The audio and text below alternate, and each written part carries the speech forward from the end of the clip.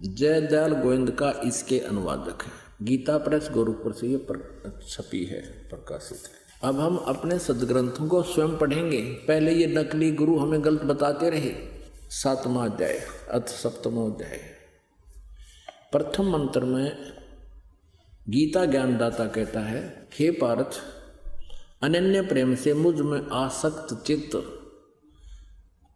तथा अनन्य भाव से मेरे प्राण होकर योग में लगा हुआ, योग माने भक्ति में, जिस प्रकार से संपूर्ण विभूति बल एवं ऐश्वर्य युक्त गुणों से युक्त सबके आत्मरूप मुझको संशय रहित जानेगा, उसको सुन।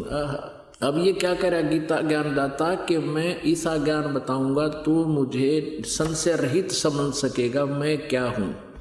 अब श्लोक नंबर 2 अध्याय नंबर 7 का, मैं तेरे लिए इस विज्ञान सहित तत्व ज्ञान को संपूर्णतः कहूंगा, है और जिसको जानकर संसार में फिर और कुछ भी जानने योग्य शेष नहीं रह जाता।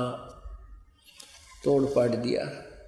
पवित्र श्रीमद् भगवद गीता में गीता ज्ञानदाता कहता है, इस 7वें अध्याय में तुझे ऐसा ज्ञान बताऊंगा कि तू मुझे संशय रहित समझ सकेगा और इस ज्ञान के जानने के बाद फिर कुछ भी जानना शेष नहीं रहेगा।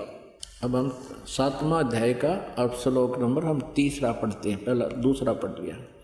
हजारों मनुष्यों में कोई एक मेरी प्राप्ति के लिए प्रयत्न करता है और उन यत्न करने वाले योगियों में भी कोई एक मेरे प्राण होकर मुझको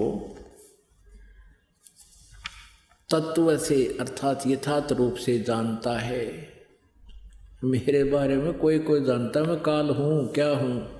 अब देखो क्या कहा 4 और 5 में, पृथ्वी जल अग्नि आयु आकाश मन बुद्धि और अहंकार भी इस प्रकार ये 8 प्रकार से विभाजित मेरी प्रकृति है।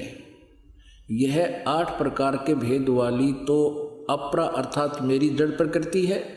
आगे देखो, हे महाभावो, इससे दूसरी को जिससे यह संपूर्ण जगत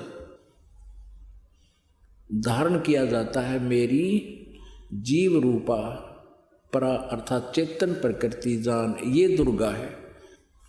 ये तो 8 प्रकार की तो इसने बता दिया। ये जल अग्नि वायु आकाश मन बुद्धि अहंकार, ये तो 8 प्रकार की है। और इससे दूसरी ये तो जड़ प्रकृति है और इससे दूसरी को जिससे यह संपूर्ण जगत धारण किया जाता है मेरी जीव रूपा यानी परा चेतन प्रकृति जान, ये दुर्गा के बारे में कहा है। इसी अब यहाँ प्रकृति 2 होगी, ये ध्यान रखना। और इस प्रकृति के बारे में दुर्गा के बारे में शिव पुराण और दुर्गा पुराण में भी यही प्रमाण है।